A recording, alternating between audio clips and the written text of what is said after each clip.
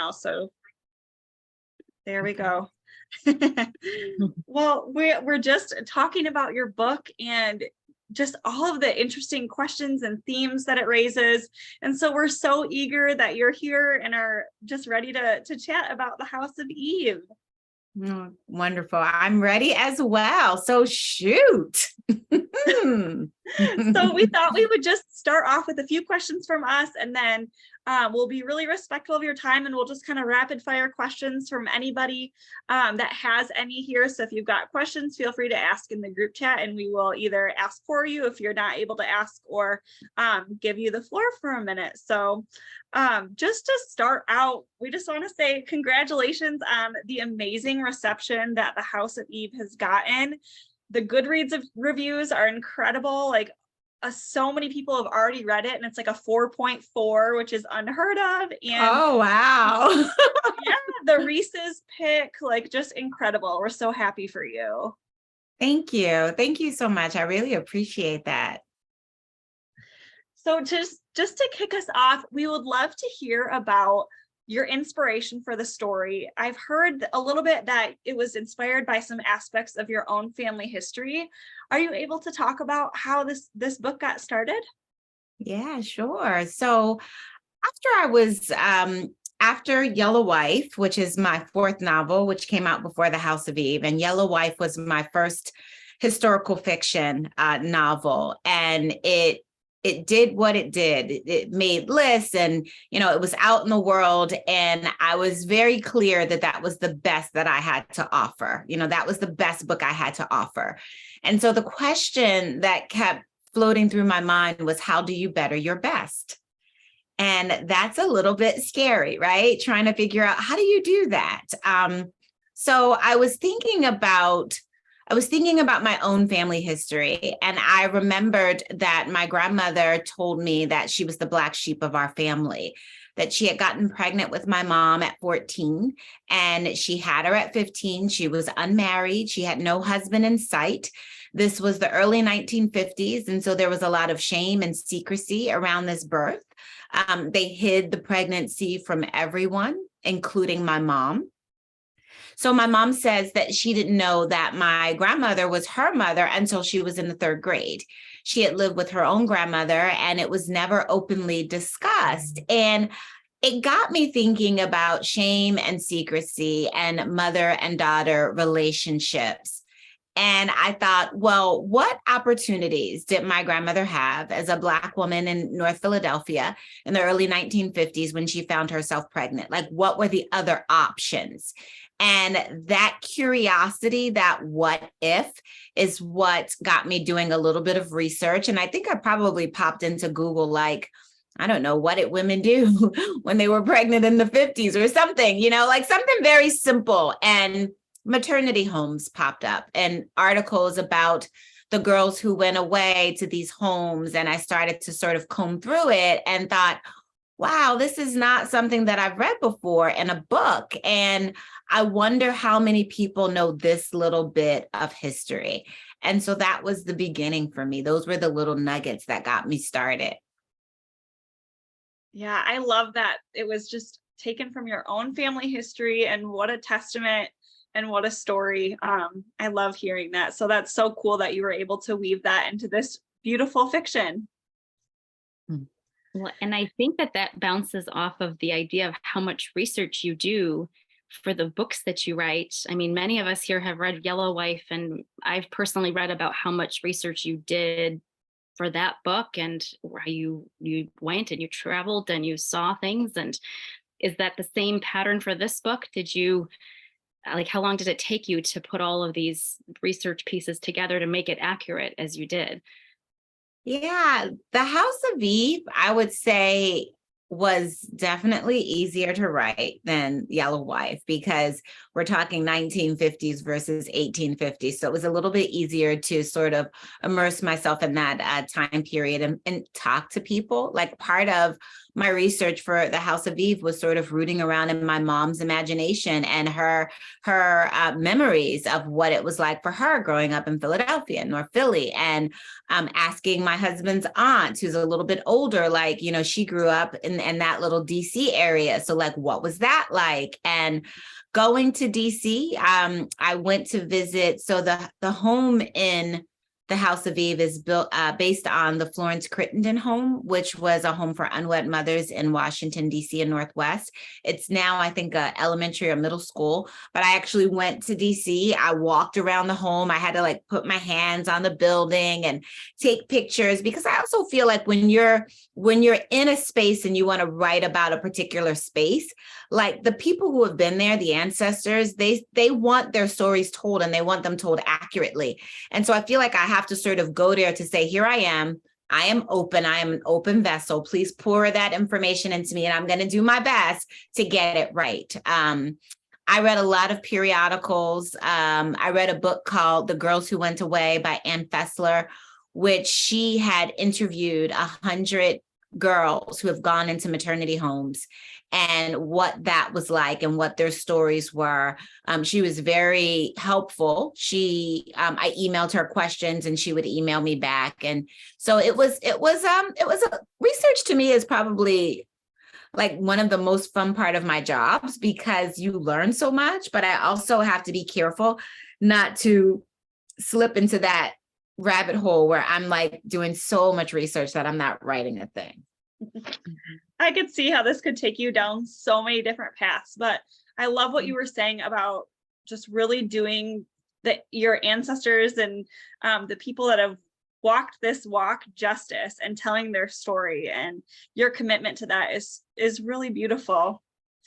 Thank you. Amy has a question about your writing process. Hi, Sadeqa. Hey. I just actually read Yellow Wife and House of Eve back to back, and hearing you talk about the research and hearing you talk about honoring your ancestors, that all, I can see that so vividly in your writing.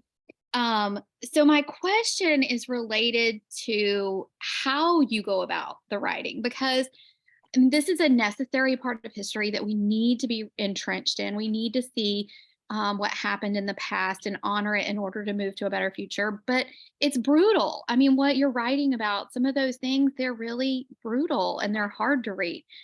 But as I was going through and I was reading the stories, both Phoebe's and in the House of Eve, I felt like you excavated the past with I don't know, it doesn't sound right to say a soft touch, but yet I felt like it almost was with a soft touch, because you made it so that I could feel the pain and I could feel the cruelty, but yet I didn't get abandoned in it. You didn't depress me in it. And so I don't know, can you talk to us a little bit about how you that whatever you call that touch that you have with sprinkling in the beauty, but also the reality?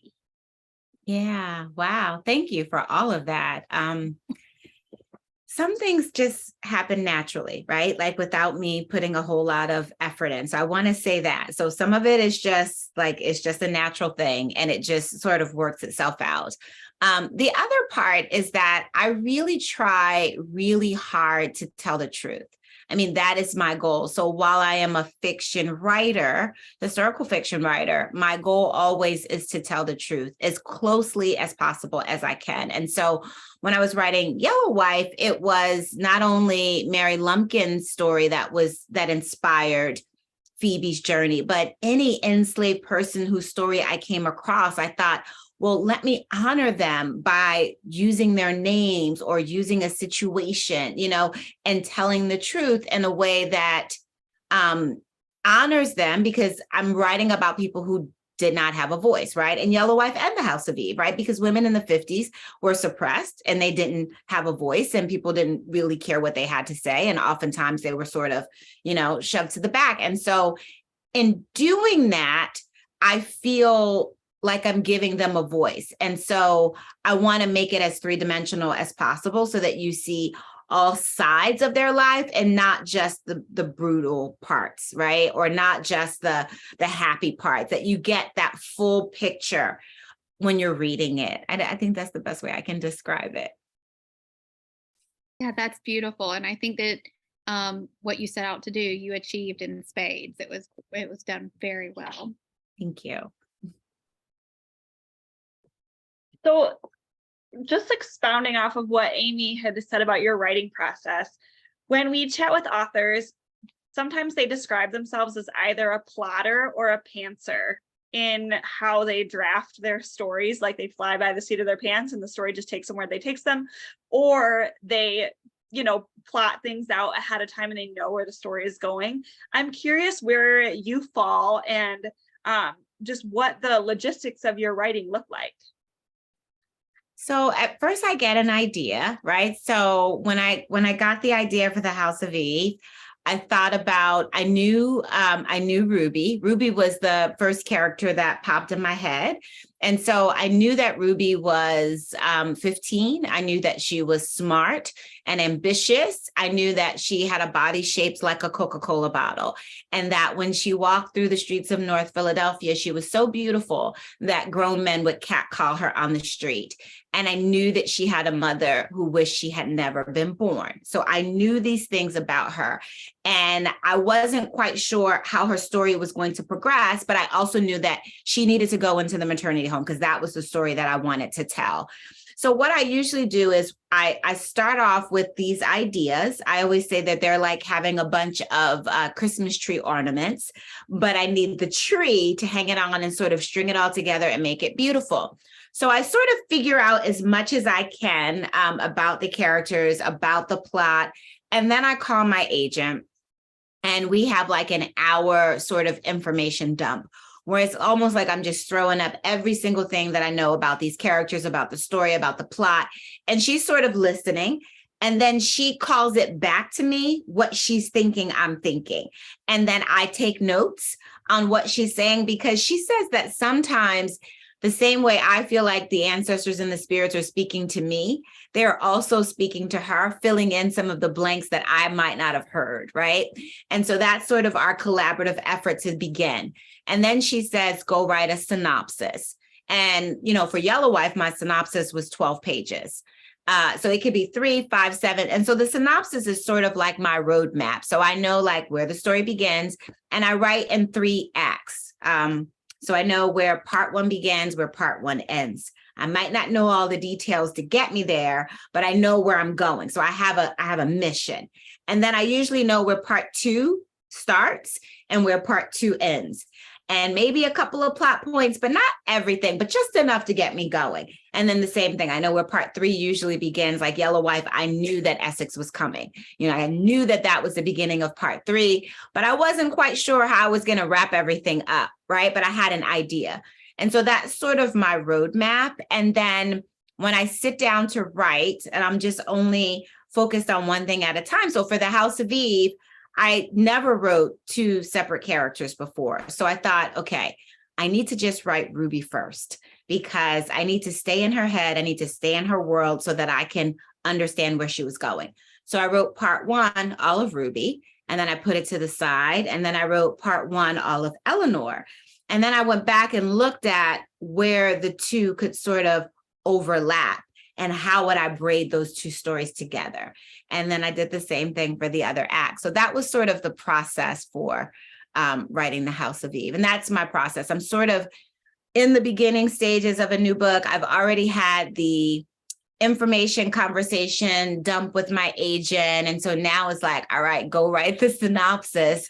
And I'm like, okay, what's my entry points? I know who the characters are, but I'm not quite sure, like, I don't know enough yet to, yeah, I'm still in the beginning. Well, it sounds like you're very organized as far as your approach. It's so interesting how everybody's brain works differently. We've all read The House of Eve, so we're curious, spoiler wise, was there anything or like major plot points that you changed during the process that were different with your initial draft, and then your final draft, something was totally different, or did things stay pretty much the same? things stayed pretty much the same. I would say I probably had to add more. Like my initial idea probably was a little bit smaller, but then, when it gets to the editor, my editor gives me a 12-page notes on the things that she thinks I should do. And from those 12 pages, the book just got, so it was like I left stuff out. It wasn't so much that I had stuff that I needed to take out. It was more like you left this out, or you sort of touched this, but we want more here, or I need to know more about this. And so she helped me to really flesh it out and make everything sort of fill in. So I think I probably write a little bit less and then need to add more. Okay, so you're not scrapping like half your manuscript or anything. Okay. No, at least not for the House of Eve, I didn't. Now we'll see what happens on the new one. Mm-hmm. I was just going to say, speaking of how you wrote it too, how interesting that you did first person point of view, with Ruby, and then with Eleanor, you switched the perspective, just like as far as like the narrator. And was that intentional? I mean, I know it's intentional, but was that because you wanted us to be more inside of Ruby versus Eleanor? Okay. Yeah, Ruby came to me sort of really up close and personal. And because, I grew up in Philadelphia, and, when I talk about her having a body shaped like a Coca-Cola bottle, I remember my mother's sister is only 6 years older than me. So when I was 10, she was 16. And I remember us walking through the streets, and she was shaped like a Coca-Cola bottle. So grown men would catcall her. And I remember like getting mad on the street, like leave her alone, So Ruby's story is really close and personal, and I could really feel myself moving through the story as her. But with Eleanor, when she came to me, she sort of came second, and I didn't know that I was writing a two-person story to begin with. I thought I was just writing Ruby's story. So when Eleanor sort of came to me, she came like rageful and desperate. And, it was like, I need your help. I need to have a baby. And I remember thinking, whoa, you're so aggressive. Like, whoa, I needed a little bit of a distance from her. And so I saw her at a distance, and that's why her story is in third person. That's so interesting. And she's a bit more reserved too in her. I mean, she's a feisty woman and she knows what she wants, but she's also more reserved. I feel like quiet in a way. Mm-hmm. Like get the whole distance thing. That's so interesting. Yeah. Amy in the comments, women trying to have babies are aggressive. They're was that aggressive. woman. That's true. Yeah. Well, Laura Beth has a question. Go ahead, Laura Beth. Hey, Sadeqa, how are you? Hi. So I want to get in, inside of Ruby's head a little bit more. First of all, are these your streets? Like, is this your area of Philadelphia, where the book was set, to where you had that previous reference point? It was where my mother grew up in North Philadelphia. And so like the apartment that Aunt Marie lives in, my mom described that apartment to me with the furnace in the middle of the floor and being on top of the paint store and the filling station being across the street. And then the apartment that Inez lived in, where she was across the street from that park. My mom said, yeah, we lived across the street from this park, but we never went to the park. And when she said it, she didn't say it like she didn't go because Black people couldn't go in the park. It was more like, we never went to the park. And then when I looked the park up, it had a golf club in the middle, it was like a golf course in the middle. And I thought, yeah, Black people in North Philadelphia did not play golf in the 60s and the 70s. Like that just didn't happen. Oh, they weren't allowed in the park. And so I had to sort of piece some things together, but a lot of it was things that she sort of told me. As a matter of fact, she's like, I'm going to start charging you for all of my information. Well, the main question I wanted to ask was, art was such a big part of Ruby's life. Is that something that you had a previous connection to, or is that something that evolved through this novel? And then the second part to that was, have you ever considered having someone basically compose a piece of what you described? Because that painting was so vivid and described so beautifully. I was just wondering if you ever were going to bring it to life. Wow. Not on the pages, but on the canvas. Yeah, no, Ruby, I am not a painter or an artist, but I find that all of my main characters have some connection to an art. So like Phoebe played the piano. In my first novel, Loving a Carry-On Bag, he was a trumpet player. And Second House from the Corner, she was an actress. And so there's always some sort of connection to the arts because I love the arts, but I'm not an artist. And so I thought, oh, what could she do that I haven't already written about? Oh, paint. So she's an artist. And the painting, I was looking up art therapy. And when I looked up like art therapy for children who had been abused or had sexual trauma, that painting was sort of a description of what I got from something that a kid would have painted if they had had that trauma that Ruby had. And so I was able to sort of recreate that in the book. It was beautiful. And I think Brittany's comment is perfect, that you are an artist, you're an author. So congratulations on this one. It was really beautiful. Thank you. Thank you so much. We were talking about in our book club discussion before you hopped on the ending and how the women's paths, ultimately intersect, but it's subtle. And I'm wondering if what your thought is. I'm like, does their relationship continue? Does it end there with just like this brief little like passing, or like, what do you think, or what do you hope, or do you want it to be up for interpretation? So when you ask me if I changed something, that is something that changed. So I'll tell you a little bit about that first. My original ending was the epilogue was written in Wilhelmina's voice. And it was sort of her being frustrated that she didn't look like her mom, like the whole thing, but it was in Wilhelmina's voice, and Eleanor went off and Wilhelmina went up into the closet and was trying to find out like why she was so different. That was my original ending. And when it was on my agent's level, my agents had said, do you realize that we've spent all this time with Ruby and Eleanor, but they've never met? And it didn't even dawn on me. And so the suggestion was, why don't you rewrite it from Eleanor's perspective as opposed to Wilhelmina's and see what happens? And so when I rewrote it from Eleanor's perspective, it was like, oh, well, she was already going to lunch with her husband. Let me get her to the hospital. Oh, well, Ruby could be there and they could meet. But I didn't think anything beyond that. So once I said the end, that was the end. No second book, no second edition for us to follow them more.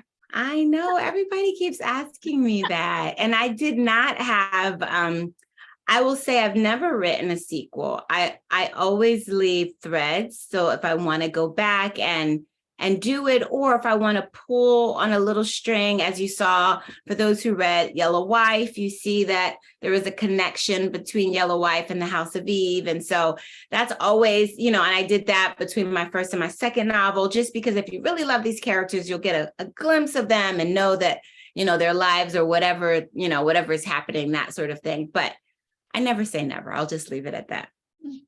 The threads are wonderful. I mean, those are a perfect little surprise to kind of tie things together. Thank you. Yeah, a lot of us appreciated that Easter egg. And I haven't read Yellow Wife yet, but of course I'm going to now. And I can't wait to like go back and read it from reverse, like getting the Easter egg first and then going back and seeing how that plays out. Yes. So you've alluded a little bit, and maybe you can't talk too much about this, but are you able to share like small bits of what you're working on, or is it too soon? Well, I don't have much to say. I know it's another historical, right? It's another historical novel. I believe it's going to start in 1948. I've not done this before. In every book, I try and challenge myself and do something different. I've never written dual timelines before.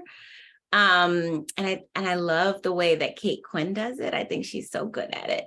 Mm-hmm. So I may do a dual timeline, and I may also write from 3 characters' perspectives this time. Look at me up in the ante.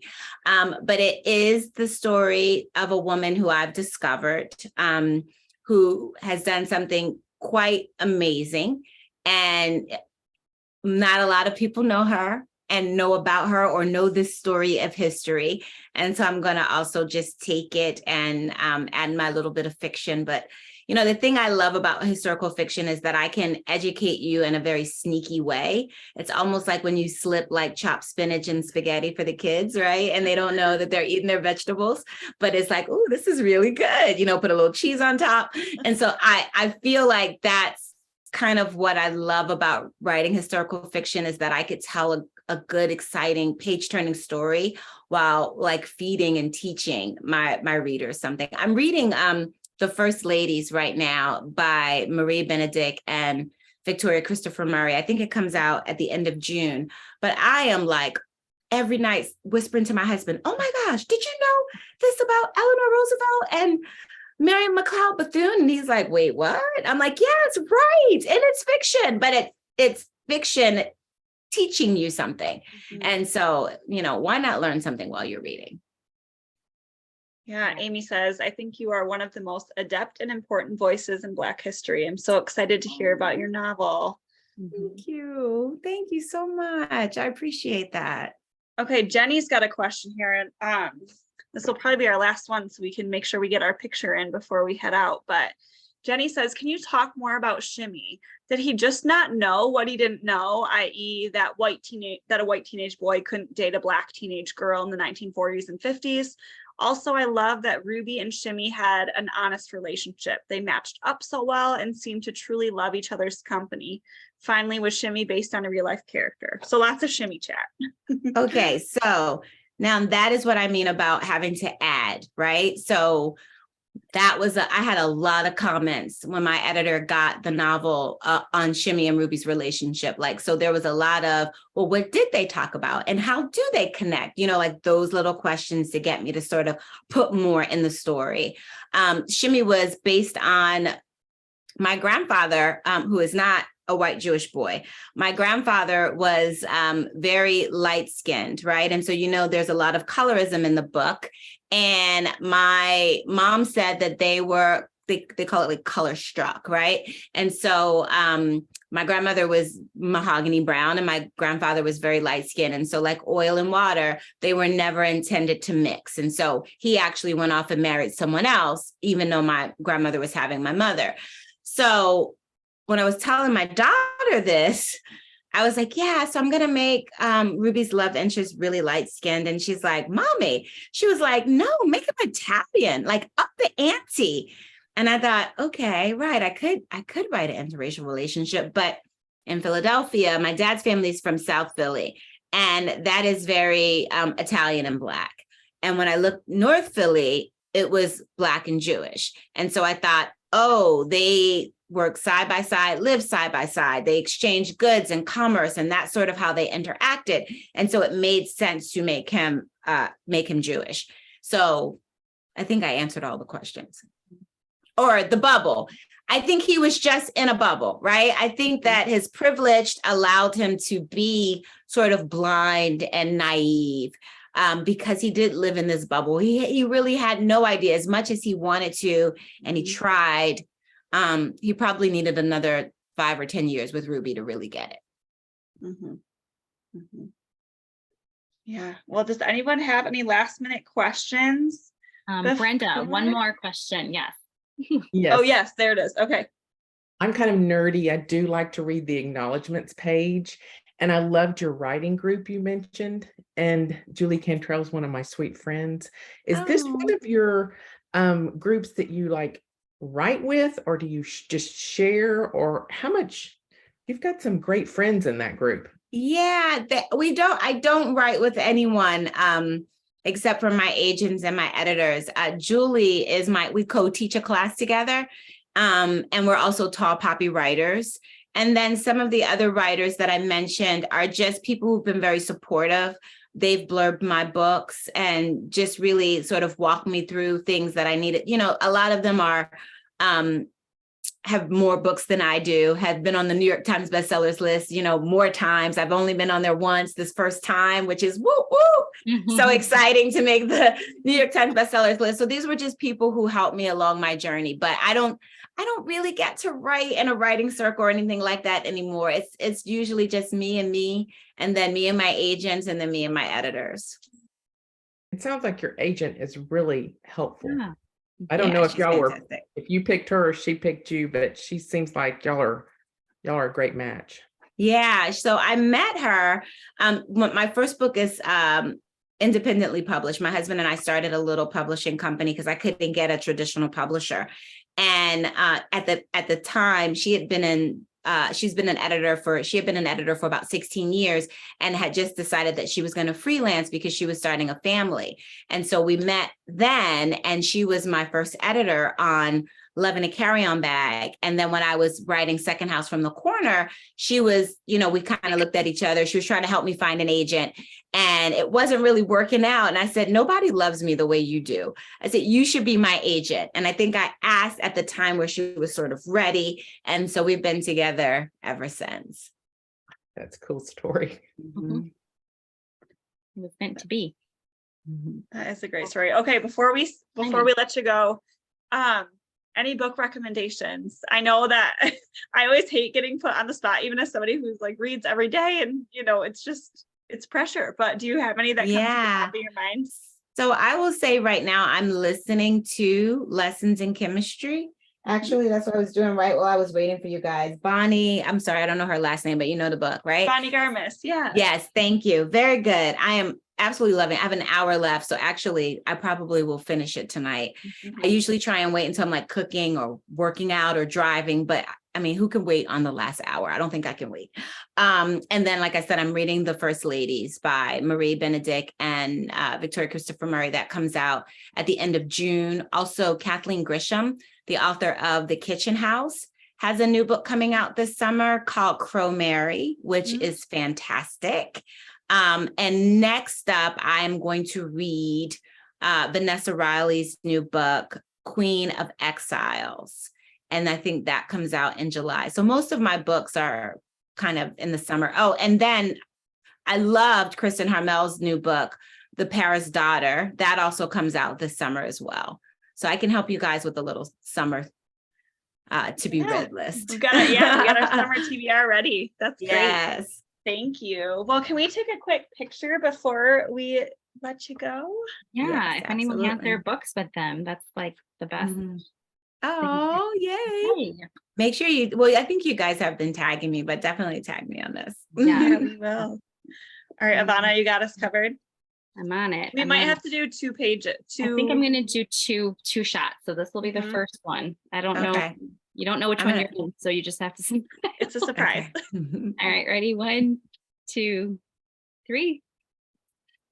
Okay. And I'm going to go do one more. Okay. Okay. 1, 2, 3. Awesome. Thank you, ladies. I really Thank enjoyed you for joining us. We appreciate your Absolutely. time.